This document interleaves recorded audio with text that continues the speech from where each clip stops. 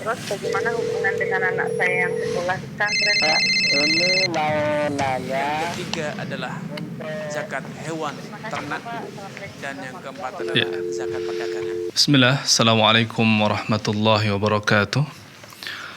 Alhamdulillah, wassalatu wassalamu ala rasulillah wa ala alihi wa sahbihi wa man walah. Amma ba'd.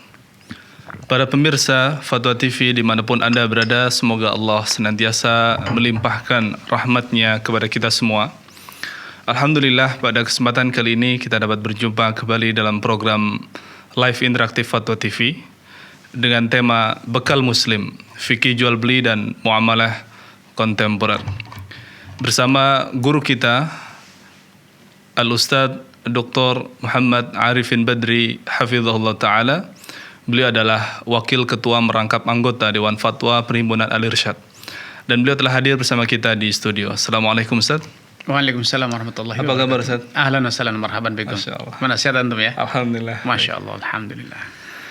Baik, sebelum masuki sesi yang pertama yaitu nasihat muqaddimah yang akan disampaikan oleh Ustadz, terlebih dahulu kami informasikan bahwa program ini juga disiarkan oleh beberapa radio yang bekerjasama dengan kami. Di antaranya ada Radio Bin Bas Yogyakarta, Radio Sahabat Tegal, Radio MDFM Probolinggo, Radio Amuba Pangkal Pinang, Radio Sago FM Sumatera Barat, Radio Gema FM Bontang, Radio Albina AM Bekasi, Radio Tuah FM Riau, Radio Madinah Caruban, Radio Dai Tengaran, dan Radio Mas FM Solo. Kami sampaikan terima kasih, jazakumullah khairan pada radio-radio tersebut membantu penyiaran program ini di berbagai daerah melalui radio. Baik, kami persilakan pada Ustadz untuk menyampaikan nasihat muqaddimah. Tafadhal Ustaz. Barakallahu fiik. Bismillahirrahmanirrahim. Assalamualaikum warahmatullahi wabarakatuh. Assalamualaikum. Alhamdulillah wassalatu wassalamu ala Rasulillah wa ala alihi wa ashabihi wa man wala ma ba'du. Ayolah ikhwah pemirsa Fatwa TV dan penyimak radio dimanapun Anda berada. Puji dan syukur semoga senantiasa dilimpahkan kepada Allah Subhanahu wa taala. Karena atas karunia dan kemurahannya, pada kesempatan yang berbahagia ini kembali saya dapat hadir di program acara ini untuk merespon pertanyaan Anda. Salawat serta salam tidak luput untuk kita aturkan kepada Nabi kita Nabi Muhammad SAW yang selalu kita nantikan syafaatnya, dan kelak semoga Allah Subhanahu wa taala memperkenankan kita untuk bisa mencicipi telaga Kautsar yang Allah karuniakan kepada beliau. Amin ya rabbal alamin. Pemirsa Fatwa TV dimanapun Anda berada, sebagai umat beragama, sebagai orang yang beriman, maka hari akhirat itu adalah satu kepastian yang tidak lagi layak untuk diperdebatkan atau diragukan, karena itu adalah bagian dari keimanan kita. Itu adalah rukun iman kita. Salah satu rukun agama kita, salah satu rukun keimanan kita sebagai orang muslim, seorang yang beriman, adalah percaya bahwa kelak kita akan dibangkitkan kembali setelah kematian untuk mempertanggungjawabkan setiap amalan kita, ucapan kita, gerak dan gerik kita. Menyadari bahwa kita akan mempertanggungjawabkan ucapan amalan itu harus kita pupuk subur. Karena dengan itulah kita dapat mengendalikan nafsu. Kita dapat terbebas dari belenggu hawa nafsu. Rasulullah SAW menyatakan, Aktsiru dzikra hadhimil ladzat. Perbanyaklah oleh kalian mengingat akan kematian.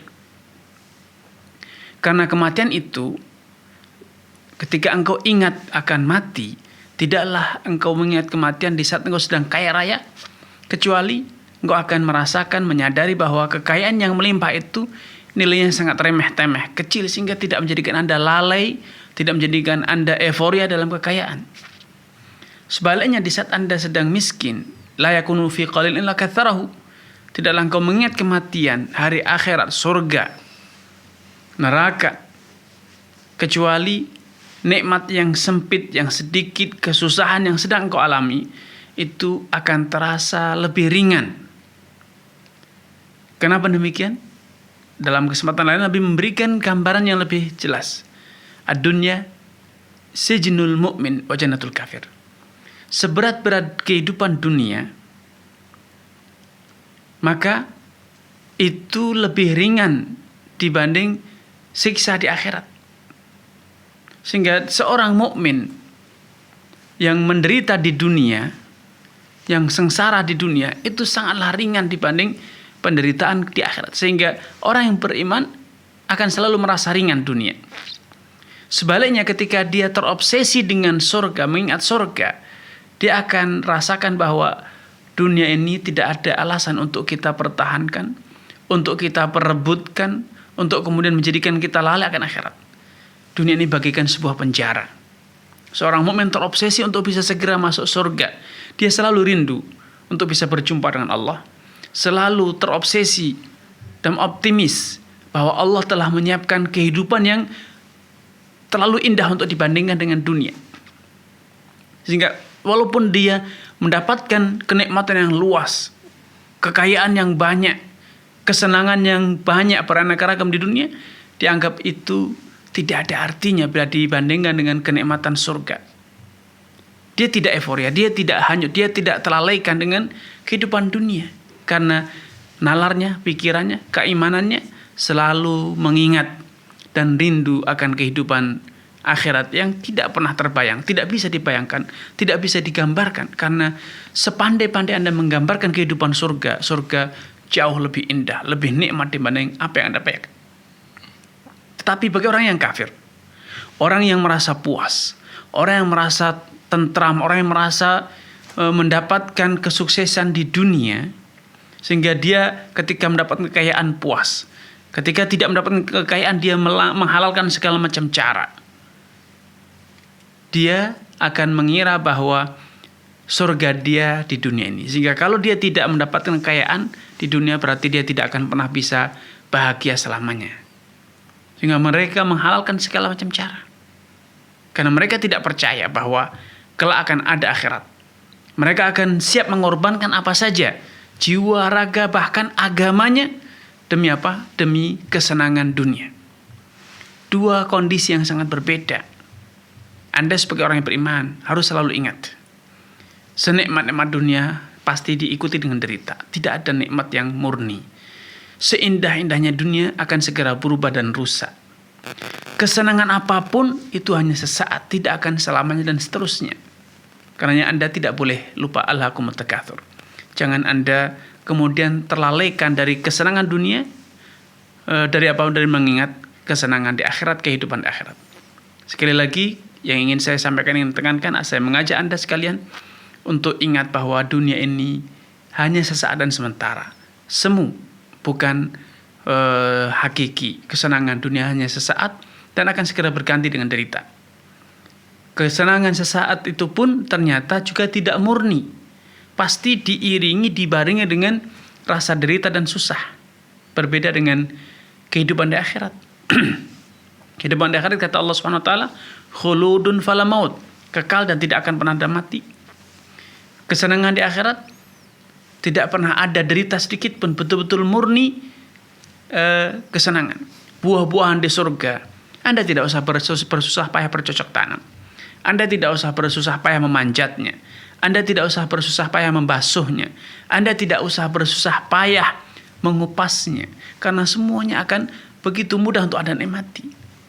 Semua yang di surga itu nikmat tanpa ada derita, tanpa ada pengorbanan, tanpa ada kesusahan. Ini seorang mukmin, sekali lagi, mari kita tumbuhkan kesadaran. Akhirat, wa inna darul akhirat lahiyal hayawan, kata Allah SWT. Kehidupan akhirat itu telah sejatinya kehidupan yang murni. Adapun dunia itu permainan, la'ibun walahmun, permainan dan hura-hura semata. Wallahu ta'ala alam. Jazakumullah khair Ustaz. Ya, demikian nasihat pembukaan oleh Ustadz. Semoga apa yang beliau sampaikan bisa menjadi pelajaran bagi kita semua dan menjadi ilmu yang bermanfaat sehingga kita bisa mendapatkan manfaat dari apa yang telah beliau sampaikan. Selanjutnya kita masuk sesi interaktif. Kami persilahkan kepada para pemirsa dan juga para pendengar radio sekalian, apabila ingin berkonsultasi seputar fikih muamalah dan fikih muamalah dan jual beli kontemporer, silahkan menghubungi line interaktif di 0331 544 6087. Baik, sudah ada pertanyaan yang masuk melalui media, Ustaz. Baik. Dari saudara Abdullah di Bandung, Jawa Barat. Assalamualaikum warahmatullahi wabarakatuh. Izin bertanya Ustadz, bagaimana hukumnya menggunakan kartu debit Genius, di mana kartu tersebut bisa melakukan pembelian barang di luar negeri dengan beda mata uang, hampir sama fasilitasnya dengan kartu kredit. Namun untuk Genius hanya bisa digunakan jika ada saldo dan akan dipotong dari saldo. Jika kartu kredit harus meminjam dan dibayar di akhir bulan. Dan seperti kartu konvensional pada umumnya terdapat bunga dan pilihan pembelian dan pembayaran beda mata uang antara pakai kartu. Jadi ada fasilitas untuk pembelian dan pembayaran beda mata uang dalam kartu tersebut. Bagaimana hukumnya? Ya, baik. Barakallahu fiik wa athabakumullah kepada saudara Abdullah atas kebersamannya. Semoga Allah Subhanahu wa taala menampakkan taufik kepada Anda, keluarga dan juga seluruh pemirsa Fatwa TV dimanapun Anda berada. Keberadaan kartu debit Genius ini merupakan solusi yang luar biasa menyelesaikan masalah yang ada pada kartu kredit. Sehingga Anda bisa mendapatkan fasilitas, Anda bisa bertransaksi di market internasional, ataupun ketika Anda melakukan traveling ke luar negeri, Anda bisa mendapatkan fasilitas-fasilitas sebagaimana Anda dapat dengan kartu kredit. Sehingga Anda terbebas dari klausul menyetujui klausul adanya riba, karena kartu debit berarti Anda harus debit terlebih dahulu, Anda harus deposit terlebih dahulu, isi dulu kartunya, baru bisa digunakan untuk transaksi. Karena itu dengan adanya kartu debit Genius ini, saya menyarankan kepada semua saudara-saudara kita yang membutuhkan fasilitas kartu kredit, maka cobalah dengan kartu ini. Karena berarti bila penjelasan seperti yang disebutkan oleh saudara Abdullah, kartu debit ini bebas dari unsur riba. Kecuali dari bunga bila memang ada faktor bunga atas dana yang tersimpan. Namun kalau kemudian Anda datang ke perbankan syariah dan ternyata di perbankan syariah juga ada kartu Genius, maka Anda bisa menggunakan rekening wadiah, rekening yang tanpa bunga, tetapi memiliki fasilitas seperti fasilitas yang dimiliki oleh kartu kredit. Tentu ini kalau memang ada, ini solusi yang luar biasa bagi Anda yang membutuhkan transaksi dengan kartu kredit. Wallahu ta'ala alam. Baik, jazakallah khairan. Ahlan wa sahlan. Pertanyaan berikutnya dari saudara Muhammad Fahrezi di Sulawesi Selatan, Kabupaten Sidenreng Rapang. Ya. Assalamualaikum Ustaz, semoga selalu dalam perlindungan Allah Subhanahu wa taala. Yang ingin ditanyakan adalah bagaimana hukum suap untuk masuk seleksi dalam salah satu instansi pemerintah. Bagaimana hukumnya kita menyuap dengan alasan untuk mengamankan posisi kelulusan kita yang sebenarnya sudah lulus, tapi karena yang lain menyuap, sehingga untuk amannya kita juga harus ikut menyuap. Mohon penjelasannya. Ya. Barakallahu fiik dari saudara Muhammad Fahrezi ya. Ya. Semoga Allah Subhanahu wa taala menampakkan taufik kepada Anda, keluarga dan juga seluruh pemirsa Fatwa TV dan penyimak radio dimanapun Anda berada. Rasulullah SAW telah menyatakan ar-rashi wal murtashi finnar, yang menyuap dan yang disuap, nyogok dan yang disogok, itu kata Nabi finnar, tempatnya di neraka. Ini adalah satu ancaman keras bagi orang yang masih memberanikan diri coba-coba untuk melakukan suap menyuap. Dan ini hadis ini membuktikan bahwa praktek suap menyuap itu haram, karena memang dampaknya sangat buruk, merusak birokrasi, mendolimi orang, merampas hak yang bukan haknya, mendapatkan yang tidak seharusnya didapatkan, dan berbagai kerusakan administrasi yang lainnya gara-gara suap menyuap. Diangkat pejabat yang tidak layak, disingkirkan calon pejabat yang seharusnya lebih kapabel, memiliki kapasitas, akhirnya kerusakan sosial, kerusakan ekonomi yang luar biasa terjadi dari praktek-praktek semacam ini. Namun kalau ternyata ini sudah menjadi penyakit yang merajalela, sehingga memang ini telah menjadi sistem, artinya suap menyuap itu sudah sistemik, Tidak ada yang tanpa suap. Kalau tidak memberi uang tips, amplop di bawah meja, di bawah map, maka apapun yang kita urus, walaupun kita sudah melalui prosedur yang resmi, memenuhi persyaratan yang formal, bahkan mungkin kita orang yang paling layak untuk mendapatkan jabatan tersebut akan disingkirkan, akan dijauhkan, bahkan akan dieliminir sejak awal. Kalau praktek mereka semacam ini, para ulama mengatakan boleh memberi, tapi harus dipastikan bahwa betul-betul Anda layak. Bahkan Anda mungkin paling layak. Tetapi ketika jabatan itu misalnya hanya ada 100 jabatan lowongan atau mungkin 1000, 2000, pendaftarnya berjumlah misalnya 50.000, dan yang layak untuk menduduki jabatan tersebut mungkin bisa didapatkan 5.000 orang. Maka walaupun layak bukan berarti paling berhak.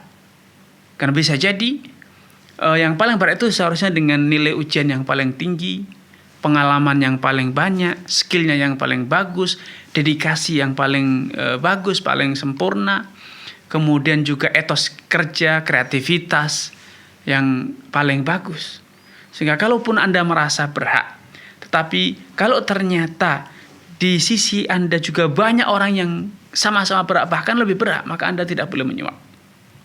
Anda tidak boleh menyuap karena berarti Anda ingin mendapatkan sesuatu yang belum tentu menjadi milik Anda. Karena seharusnya idealnya pemerintah atau pejabat menggunakan skala prioritas sesuai dengan kapabilitas, skill, loyalitas terhadap instansi dan pekerjaan. Bukan sekedar siapa yang amplopnya lebih tebal. Bisa jadi koruptor yang malu-malu akan tetap melakukan satu ujian seleksi dengan memiliki kriteria yang ketat, dan kemudian untuk menyeleksi dari kriteria yang telah ditetapkan tersebut, karena yang lulus kriteria itu banyak, akhirnya dilihat dari amplop yang paling tebal. Maka kalau itu kondisinya, maka tetap saja haram untuk melakukan suap menyuap. Haram untuk melakukan suap menyuap karena berarti kita menyuap untuk mendapatkan sesuatu yang belum tentu itu hak kita, belum tentu kita yang layak untuk mendudukinya. Bisa jadi ada orang lain yang lebih layak. Makanya walaupun Anda merasa pasti lulus dalam ujian, Anda lebih baik tidak menyuap. Anda lebih baik tidak menyuap karena Anda tidak bisa memastikan bahwa Anda adalah orang yang paling berhak untuk menduduki jabatan tersebut. Merasa boleh, tetapi sekedar merasa tidak cukup untuk kemudian Anda jadikan alasan bahwa Anda boleh untuk menyuapkan. Hukum suap menyuap itu asalnya adalah haram. Allah Ta'ala alam. Jazakallah khair. Alhamdulillah. Pertanyaan selanjutnya dari saudara Andriana di Bogor, Jawa Barat, Ustaz. Berbicara tentang riba sesuai dengan materi yang dipelajari. Dulu pada zaman Nabi SAW dan para sahabat menggunakan uang dinar dan dirham seperti halnya emas dan perak yang nilainya selalu sama, bahkan naik seiring waktu berjalan hingga 10 tahun pun justru akan meningkat. Bagaimana dengan keadaan dunia yang sekarang ini menggunakan uang kertas yang jika disimpan 10 tahun ke depan nilainya justru menyusut dan berkurang? Bagaimana hukum dan pandangan fikih muamalahnya? Apakah dengan hal ini bunga riba tetap diharamkan? Kemudian jika tetap haram, dari mana sisi keadilannya? Harus menggunakan sistem apa agar perekonomian tetap berjalan aman dan lancar? Ya. Barakallahu fiik wa athabakumullah kepada saudara Andrian ya. Atas kebersamaannya, semoga Allah SWT menampakkan taufik kepada Anda, keluarga, dan juga seluruh pemirsa dan penyimak radio dimanapun Anda berada. Apa yang Anda utarakan bahwa uang zaman dulu itu dengan dinar dan dirham betul, tetapi yang menjadi acuan itu bukan karena dinar sebagai mata uang emas ataupun perak, tidak, tetapi itu dianggap sebagai mata uang karena telah diterima secara luas sebagai alat transaksi. Jadi pengakuan publik yang mengakui dinar dan dirham sebagai alat transaksi itu yang menjadikan dia dianggap sebagai uang. Karena itu ketika emas dalam bentuk batangan dalam bentuk perhiasan tidak dianggap sebagai mata uang. Dengan demikian, kita harus bedakan antara mata uang dengan emas dan perak, karena mata uang bisa jadi terbentuk dari lain. Karena itu di zaman Umar bin Khattab, beliau menggagas ingin mencetak uang dari bahan baku kulit. Ya, ini menunjukkan bahwa menurut pemahaman para ulama, para sahabat dahulu, uang itu tidak harus dengan dinar atau dengan emas ataupun perak, tetapi apapun yang bisa diterima secara luas oleh masyarakat sebagai alat transaksi, sebagai standar nilai, maka itu adalah uang. Walaupun nilainya tidak fix, nilainya masih fluktuatif. Kedua, anggapan bahwa nilai tukar emas dan perak itu flat, tidak pernah naik, tidak pernah turun, ini tidak benar. Fluktuasi nilai pertukaran antara dinar dengan dirham itu terjadi. Di kalangan para ulama terjadi perselisihan pendapat berapa nilai tukar dirham terhadap dinar. Ada yang mengatakan nilai tukar dirham terhadap dinar itu 1/10. Artinya setiap 10 dirham itu senilai dengan 1 dinar. Ada lagi yang mengatakan tidak. Setiap 12 dirham itulah senilai dengan 1 dinar. Ulama lain mengatakan tidak demikian. Perbedaan 10 dan 12 itu semuanya benar. Karena memang pernah dalam sejarah 1 dinar bernilai 10 dirham dan juga pernah 1 dinar itu bernilai 12 dirham. Ini menunjukkan bahwa fluktuasi nilai tukar dinar dengan dirham itu terjadi. Sehingga yang menjadi acuan dalam menetapkan hukum riba bukan karena nilainya flat atau fluktuatif, tidak juga bukan karena bahan bakunya, tetapi apa? Penerimaan masyarakat. Ketika masyarakat memperlakukan suatu benda sebagai alat transaksi, sebagai alat ukur nilai, sebagai alat untuk menyimpan kekayaan, maka itulah namanya uang. Dengan demikian, ketika saat ini masyarakat menggunakan uang kiral, uang kertas sebagai alat transaksi standar nilai, maka itulah uang. Masalah fluktuasi, ya, ini termasuk bagian dari kekacauan sistem ekonomi kontemporer, sistem ekonomi kapitalis yang menghilangkan standar dalam semua disiplin ilmu, dalam semua urusan. Manusia memiliki standar ukur yang baku. Dalam masalah bobot, manusia punya kilo, kuintal, ton, ya, yang satuannya baku. Dalam urusan luas dan panjang, kita punya meter, sentimeter, desimeter, dan yang kilometer dan seterusnya. Dan itu ukurannya sama, tidak ada fluktuasi. Dalam kita berbicara tentang misalnya kelistrikan, energi, kita ada satuan misalnya kWh. Kita berbicara tentang suhu badan, ada panas ya, ada Celcius. Satuan Celcius baku. Tapi dalam urusan ekonomi tidak ada satuan nilai yang baku. Karena dikenal ada inflasi dan deflasi. Kalau kita berbicara tentang uang, kita sibuk dengan isu inflasi. Berbicara tentang barang, jasa, kita berbicara tentang deflasi. Penurunan nilai barang ataupun penurunan nilai uang. Sehingga kita akan bertanya, lalu sejatinya yang diukur itu apa? Dan alat ukurnya apa? Uang diukur dengan barang atau barang diukur dengan uang?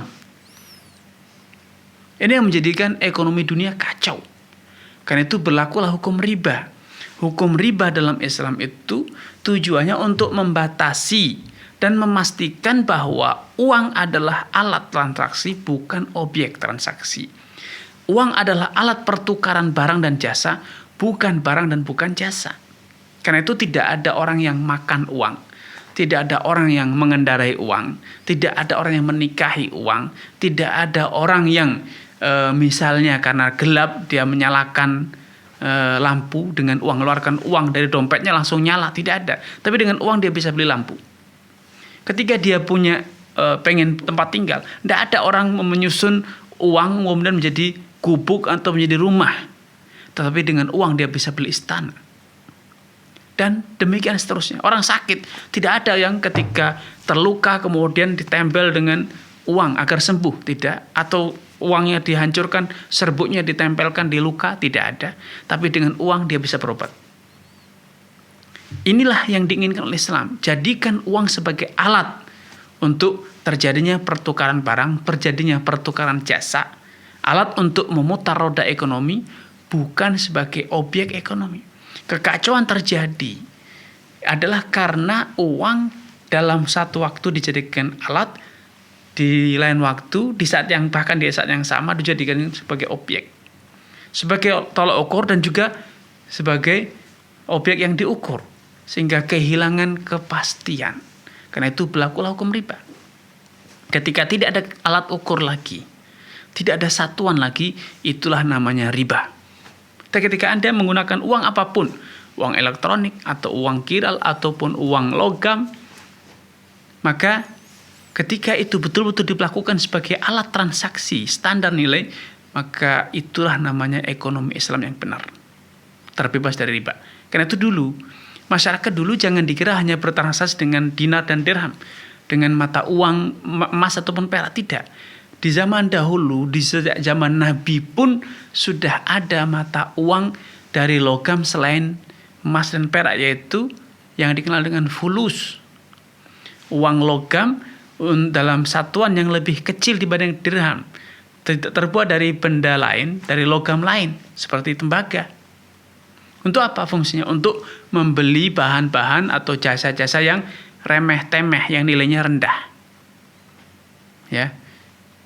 Sehingga jangan dianggap bahwa emas atau uang itu hanya terbuat dari emas dan perak. Sejak dahulu pun sudah dikenal penggunaan logam lain selain logam emas dan perak. Wallahu ta'ala alam. Baik, jazakallahu khairan. Banyak barakallahu fiik. Sudah ada penelpon yang menunggu, Ustaz. Baik, kita angkat. Assalamualaikum. Waalaikumsalam warahmatullahi wabarakatuh. Ya, dengan siapa di mana, Bapak? Rizal di Hingkawang, Kalimantan. Ya, silakan Pak Rizal. Familiar. Ustaz. Pemirsa setia gitu. Ya, silakan Pak Rizal. Ustaz, bersama Ku Fatwa TV. Amin, amin. Wa antum kadzalik. Ya, ana menanyakan ini, Ustaz. Ya. Kami sebagai pembeli ketika di pasar itu kan ada membeli ayam Ya. Ustaz. Di situ ada 3 penawaran harga. Begini, kalau per ekor dia jual 38.000. Kalau dadanya saja itu 42.000. Nah, kalau per ekor dibuang isi perutnya itu 43.000. Nah, kami sebagai pembeli apakah boleh membeli ayam dengan penawaran tersebut, Ustaz? Baik, ya. Mohon penjelasannya. Cukup Pak Rizal? Assalamualaikum. Ya. Cukup? Syukur Ya. dari kelahiran. Assalamualaikum warahmatullahi wabarakatuh. Waalaikumsalam warahmatullahi wabarakatuh. Barakallahu fiik wa athabakumullah kepada Pak Rizal dan keluarga serta seluruh pemirsa Fatwa TV dan penyimak radio dimanapun Anda berada. Penawaran semacam itu suatu hal yang boleh, halal secara aturan syariat. Dengan catatan ketika membeli harus ada kejelasan. Membeli dada saja, maka ya harganya dengan harga dada. Ketika Anda membeli 1 ekor ayam utuh beserta seluruh isi dalam perutnya pun, maka nilainya berbeda, ya ikuti nilai tersebut. Ketika Anda memilih tanpa isi perut, maka nilainya berbeda, maka ikuti nilai tersebut. Ada kepastian harga tatkala transaksi. Adapun adanya opsi 3 opsi, 4 opsi, 5 opsi, itu sekedar opsi sebelum transaksi, pilihan. Ketika sudah menentukan satu pilihan, kemudian terjadi akad, maka itulah harga yang sebenarnya, dan itu yang harus dipenuhi oleh penjual dan pembeli. Maka dengan adanya 3 penawaran atau lebih itu tidak masalah selama ketika transaksi digunakan satu dari harga-harga yang ditawarkan. Wallahu ta'ala. Baik, jazakallahu khairan. Ya. Pertanyaan berikutnya dari saudari Novi Irawati di Kalimantan Barat, Ketapang. Ya. Bismillah, apakah boleh kita melaksanakan umroh dengan sistem bisa berangkat umroh cukup dengan DP 5 juta rupiah dan sisanya dicicil selama 1, 2 hingga 3 tahun? Ya. Barakallahu fiik wa athabakumullah kepada saudari Novi atas kebersamaannya. Semoga Allah Subhanahu wa taala menampakkan taufik kepada saudari Novi, keluarga dan juga seluruh pemirsa dan penyimak radio dimanapun Anda berada. Ada beberapa kemungkinan dari praktek-praktek talangan haji ataupun umrah.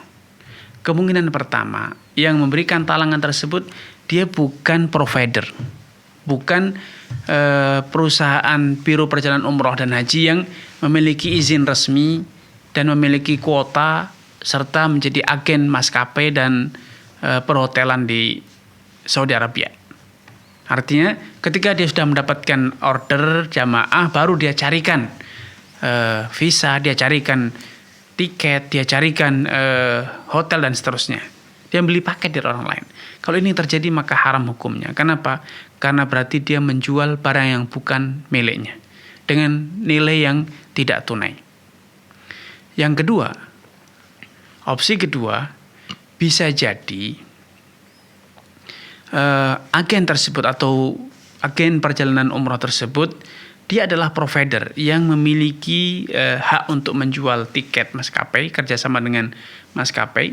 Kemudian juga sudah blok hotel, dia sudah sewa hotel pada waktu yang telah ditetapkan. Dia juga sudah memiliki izin untuk penerbitan visa, dia untuk mengurus visa dia sudah punya izin untuk itu. Maka ini tidak masalah.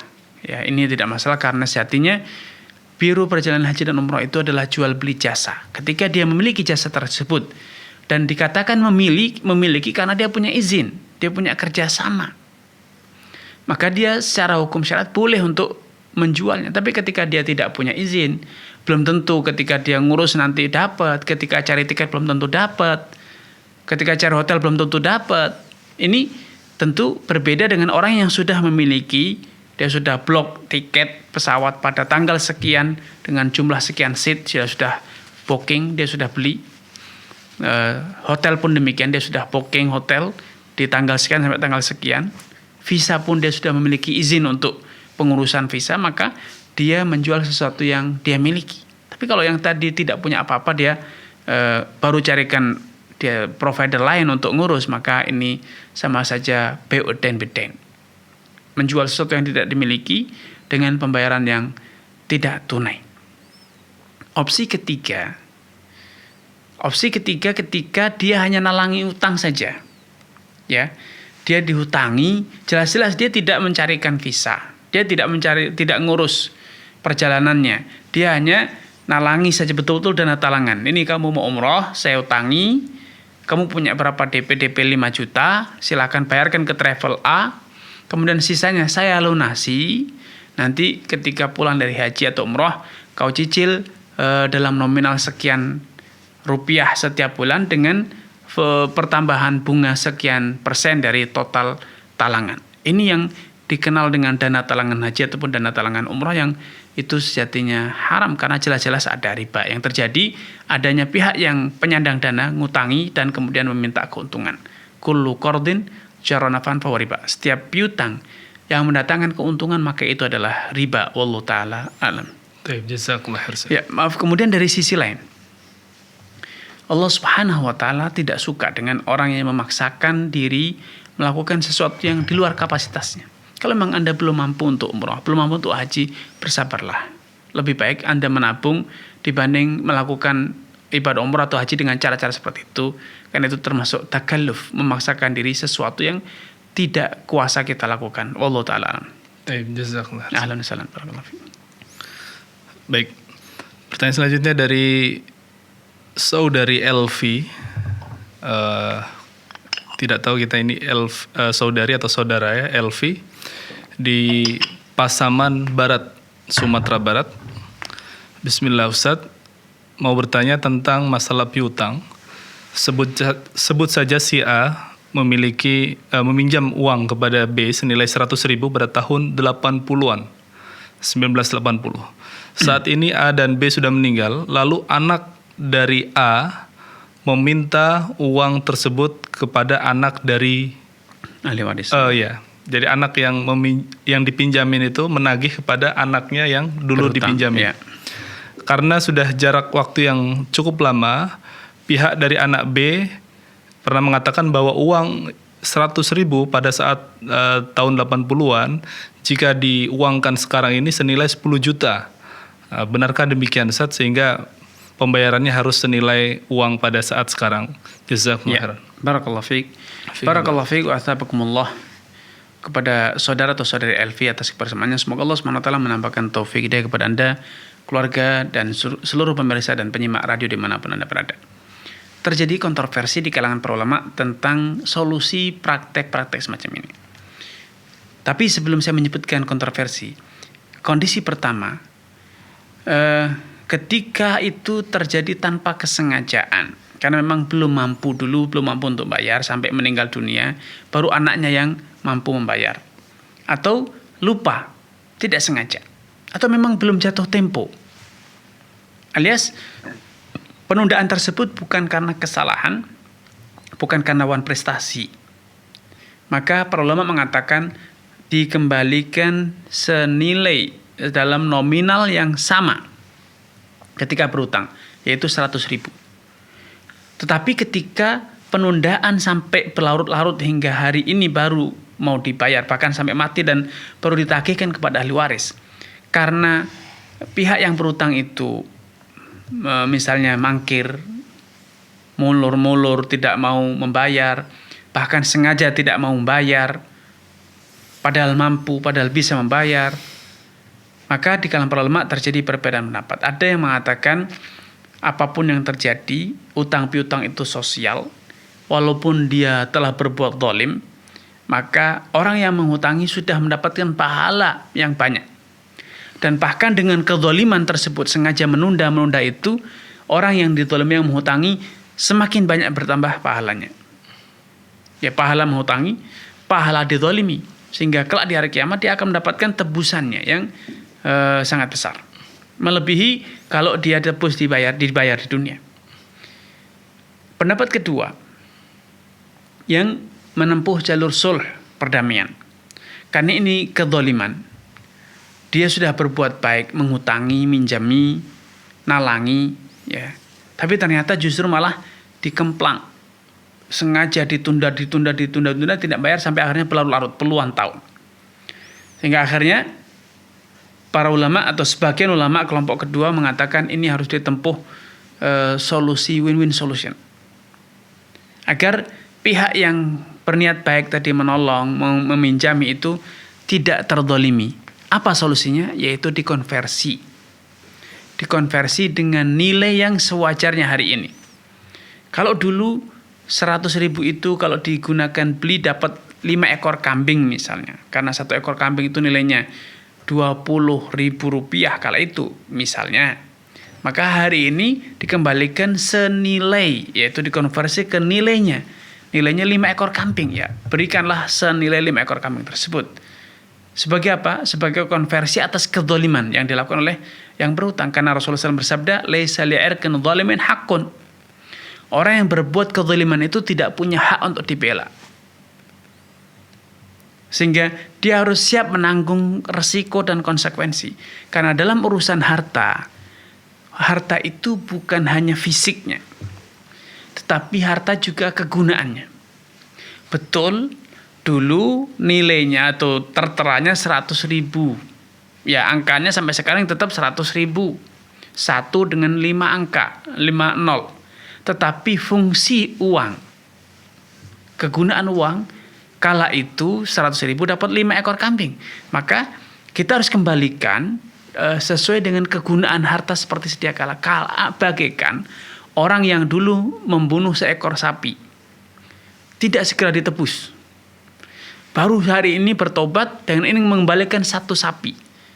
Dulu mungkin sapinya senilai misalnya 200.000. Ingin dikembalikan hari ini, ketika dia membeli ternyata 1 ekor sapi harus dibeli dengan harga 20 juta, 30 juta misalnya.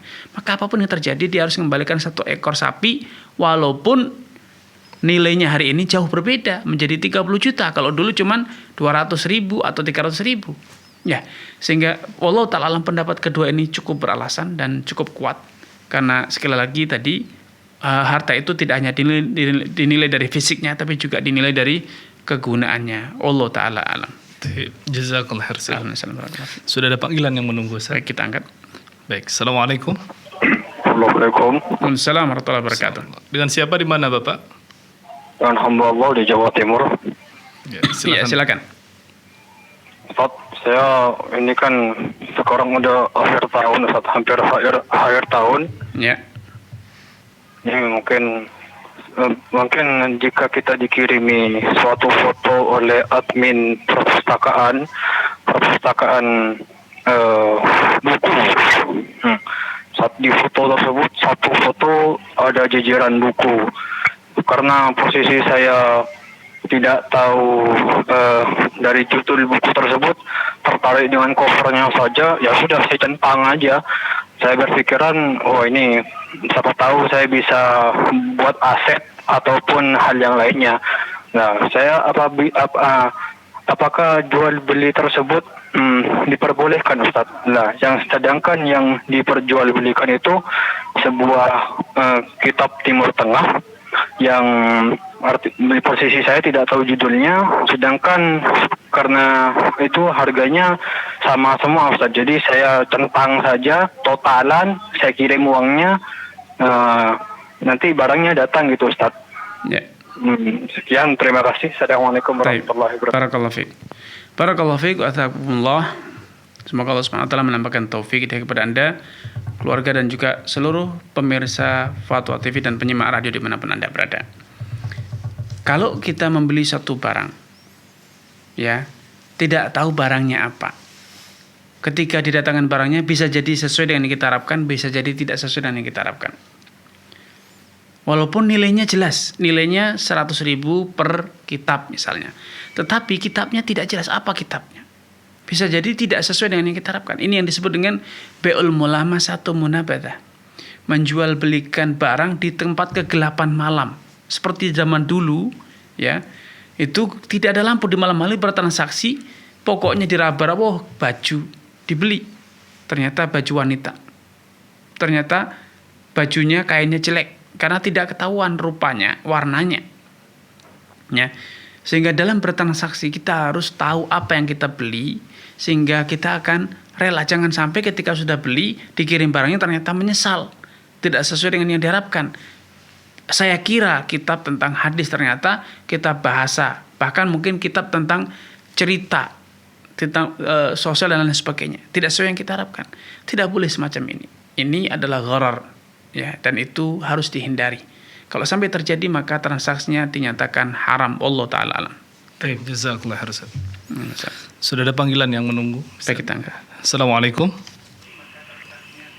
Ya, assalamualaikum. Waalaikumsalam warahmatullahi wabarakatuh. Ya, dengan siapa di mana, Ibu? Dengan Ibu Yani di Bekasi. Ya, Ya, silakan. silakan Ibu. Ya, begini Pak, saya pernah meminjamkan uang ke luar negeri dengan menggunakan dolar. Ya. Mohon maaf sebelumnya tolong televisinya dikecilkan, Ibu. Oh, baik.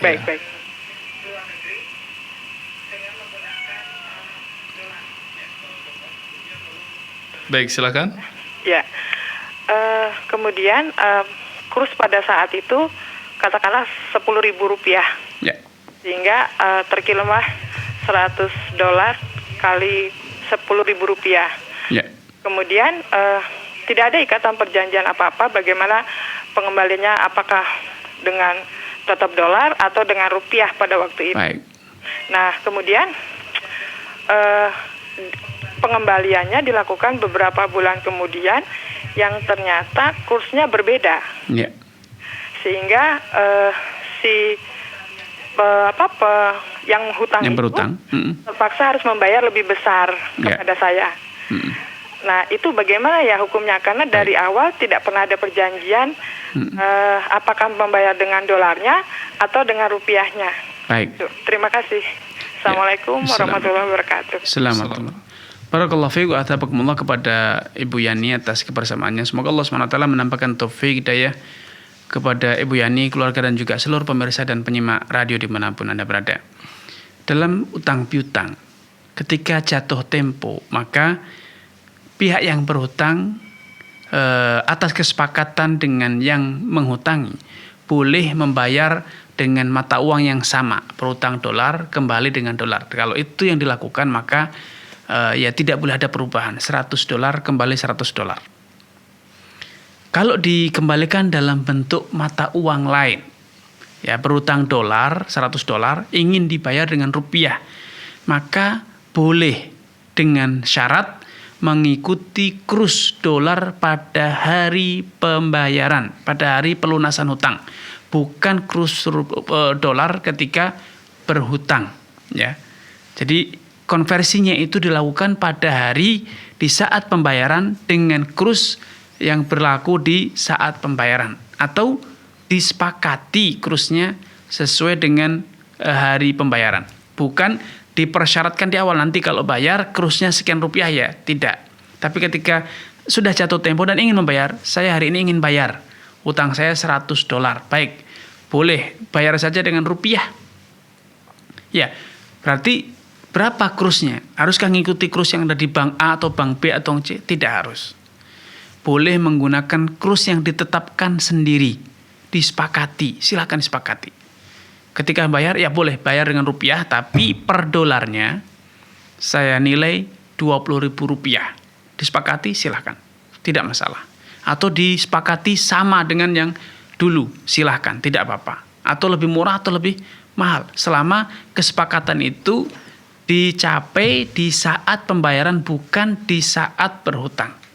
Karena ketika mata uang berbeda, Nabi telah mengatakan fabi'u kaifa syi'tum. Idza ikhtalafat hadhil asnaf, kalau jenisnya berbeda, kalian bebas mentransaksikan, menjual belikannya secara sesuka hatimu. Boleh sama nilainya, boleh fluktuasi nilainya, boleh dengan harga yang lebih rendah dibanding harga semula. Wallahu ta'ala alam.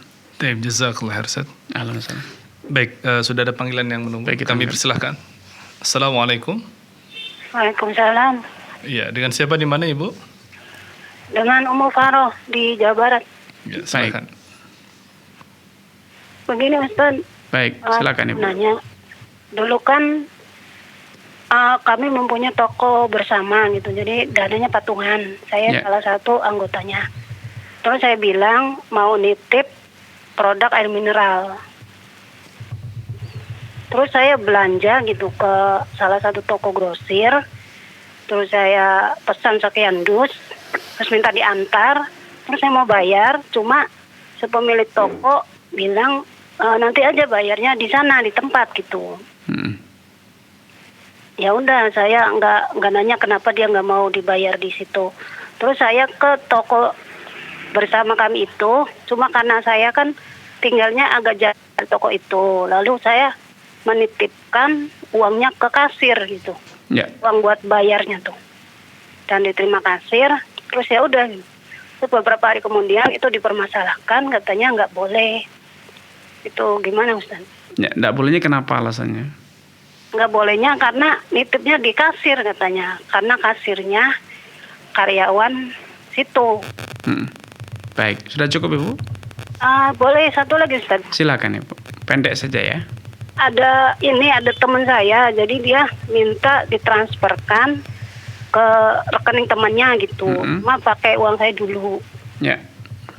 Terus saya mau gitu. Terus yang kedua kali dia minta lagi, cuma saya bilang saya kan ini kan pakai internet semua, maksudnya saya transfernya pakai internet banking gitu. Terus saya juga screenshot kirim ke dia juga pakai internet. Terus saya minta ada tambahan biaya buat internet gitu. Itu saya bilang udah 2.000 aja, nggak usah transfer pulsa. Itu termasuk riba nggak Ustaz? Baik, sudah cukup Ibu? Ya, jazakumullahu khairan. Assalamualaikum. Assalamualaikum. Baik, yang pertama, barakallahu fiik kepada Ummu Farah atas kebersamaannya. Semoga Allah SWT menambahkan taufik kepada Anda, keluarga dan juga seluruh pemirsa dan penyimak radio dimanapun Anda berada. Pertanyaan yang pertama dari Ummu Farah tadi, bahwa ketika kita sudah memiliki toko bersama ya, patungan dengan orang, kemudian ketika kita membeli suatu produk yang akan diantar ke toko tersebut, kemudian kita titip uang pembayarannya ke kasir, maka itu insya Allah tidak masalah. Itu bukan keuntungannya, itu sekedar nitip saja, sehingga bukan keuntungan yang didapat. Apalagi bila ada kesepakatan bahwa Ummu Farah akan ikut menjual produk itu di toko tersebut, sehingga toko pun akan mendapatkan profit dari bagi hasil keuntungan atau mungkin komisi yang diberikan Ummu Farah kepada toko. Enggak, ketika nitip pembayaran itu tidak masalah, karena itu bukan keuntungan yang didapat ya, keuntungan yang didapat. Kemudian yang kedua, pertanyaan kedua, ketika ada orang yang titip transfer uang, apakah boleh meminta uang jasa? Ya, kalau transfernya itu berhutang dulu, tolong ditalangi, transferkan ke rekening A, besok saya bayar, maka tidak boleh. Karena berarti ada keuntungan dari hutang piutang. Tetapi ketika tunai, tolong saya tidak punya rekening, saya tidak punya mobile banking, saya tidak punya internet banking, saya ingin transfer bayar barang di toko A, di penjual A, tapi saya tidak bisa transfer. Saya tolong ditransferkan, ini uangnya 100.000 dan ini 2.000 sebagai ganti data paket misalnya. Maka tidak masalah, karena ini berarti jasa. Kita menjual jasa, mengirimkan uang tersebut. Ya, tetapi ketika tolong ditalangi dulu, besok saya bayar beserta tambahan 2.000 atau 5.000, maka ini haram hukumnya. Wallahu ta'ala alam. Jazakallah khairan. Alhamdulillah. Baik, pertanyaan berikutnya dari Saudara Rafli Ramadan Fazri, Tangerang, Banten. Apa hukum dana dari dompet virtual kita transfer ke rekening bank agar dana itu bisa dicairkan, dijadikan tunai dan digunakan untuk sehari-hari? Karena dana ini didapatkan dari bantuan pemerintah dan pemerintah memberikannya mentransfer melalui dompet virtual. Ya, barakallahu dari Saudara Rafli Ramadan ya. Barakallahu fiik wa athabakumullah. Semoga Allah SWT menambahkan taufik kepada Anda, keluarga dan juga seluruh pemirsa dan penyimak radio dimanapun Anda berada. Kalau kita hanya sebatas mencairkan saja, seperti halnya ketika kita mendapatkan dana gaji ataupun yang lain, hibah melalui rekening di perbankan. Kemudian setelah dana itu masuk ke rekening kita cairkan, kita akses, maka tidak masalah. Kita insya Allah tidak masalah untuk kita ambil karena kita tidak ada ikatan riba ataupun keuntungan di sana. Ya, itu bukan akad utang piutang, tetapi itu hanya sebatas jasa ya. Kita menerima dana tersebut, kemudian kita tarik. Ya. Adapun ketika keuntungan itu didapat dari bank pemilik rekening atau dompet virtual ya, karena dana kita mengendap di sana kemudian ada bunga, maka itu yang namanya riba. Tapi kalau sekedar menjadikan rekening itu sebagai tempat untuk penerimaan dan setelah dana masuk segera ditarik, maka di sini tidak ada ribanya. Wallahu taala a'lam. Jazakallah khairan. Baik, selanjutnya dari Saudara Agus Susanto di Bontang, Kalimantan Timur. Bismillah, mohon dapat dijelaskan tentang pengembalian dana jaminan hari tua yang merupakan hasil setoran dari pekerja dan perusahaan dan hasil pengembangannya. Apakah halal atau haram untuk digunakan kepentingan pribadi? Baik. Barakallahu fiik wa athakumullah kepada Saudara Agus Susanto ya. Yes. Atas kebersamaannya semoga Allah SWT menambahkan taufik kepada Anda, keluarga dan juga seluruh pemirsa Fatwa TV dan penyimak radio dimanapun Anda berada. Dana jaminan kesejahteraan masa tua JHT, maka itu adalah hak karyawan. Secara undang-undang karyawan memiliki hak untuk mendapatkan jaminan masa tua karena dia telah mengabdi, bekerja di perusahaan ataupun di instansi tersebut seluruh umur masa produktifnya.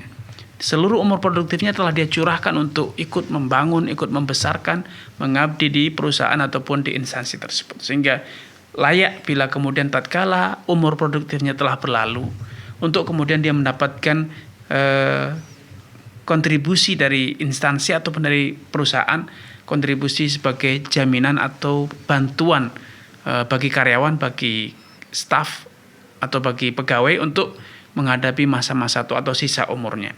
Sehingga itu insya Allah halal, walaupun secara akuntansi itu dipotong dari gaji kita, kemudian ada setoran dari kantor dan kemudian ada pengembangannya, sejatinya dana itu belum pernah kita terima, belum pernah menjadi milik kita. Itu semuanya langsung dari kantor dan disetorkan kepada BPJS Ketenagakerjaan, dan kemudian ketika jatuh tempo karyawan ataupun pegawai akan segera mendapatkan sejumlah dana yang telah ditetapkan. Wallahu ta'ala. Jazakallah khairan. Pertanyaan berikutnya dari saudari Arum Eka Putri di Musi, Banyu Asin, Sumatera Selatan. Apa hukumnya menggunakan dompet virtual dari marketplace belanja online yang ada? Baik, dari saudara Arum ya. Yeah. Saudari Arum, barakallahu fiik wa athabakumullah kepada saudari Arum atas kebersamaannya. Semoga Allah Subhanahu wa taala menambahkan taufik kepada Anda, keluarga dan juga seluruh pemirsa dan penyimak radio dimanapun Anda berada. berbelanja dengan dompet virtual itu secara prinsip tidak masalah selama tidak ada potongan harga ataupun bebas ongkos kirim. Ketika ada harga yang berbeda lebih murah dibanding ketika kita transaksi secara tunai, ketika transaksi baru transfer langsung ke rekening tersebut, maka ketika ada selisih harga itulah yang disebut riba, karena dana kita yang tersimpan di dompet virtual tersebut statusnya adalah piutang. Ya, piutang kita atas perusahaan penyedia dompet virtual tersebut. Nah, ketika kita mendapatkan keuntungan berupa potongan harga, berupa bebas ongkos kirim, maka ini adalah keuntungan atas piutang kita, dan keuntungan atas piutang itu hukumnya riba. Kullu qardin jarra naf'an fahuwa riba. Setiap piutang yang mendatangkan keuntungan bagi pemiliknya, maka itu adalah riba. Wallahu taala alam. Jazakallah Ustaz. Kita sudah sampai di akhir acara. Masya Allah, barakallahu fiik. Baik pemirsa Fatwa TV dan para pendengar radio sekalian, demikianlah rangkaian program live interaktif pada kesempatan kali ini, dan tibalah saatnya kami untuk mengakhiri perjumpaan pada kesempatan kali ini. Kami mohon pamit undur diri. Subhanakallahumma bihamdika asyhadu an la ilaha illa anta astaghfiruka wa atubu ilaik. Wa sallallahu ala nabiyyina Muhammad wa ala alihi wa sahbihi wasallam. Wassalamualaikum warahmatullahi wabarakatuh. Terus bagaimana hubungan dengan anak saya yang sekolah di pesantren? Ini mau nanya. Ketiga adalah zakat hewan ternak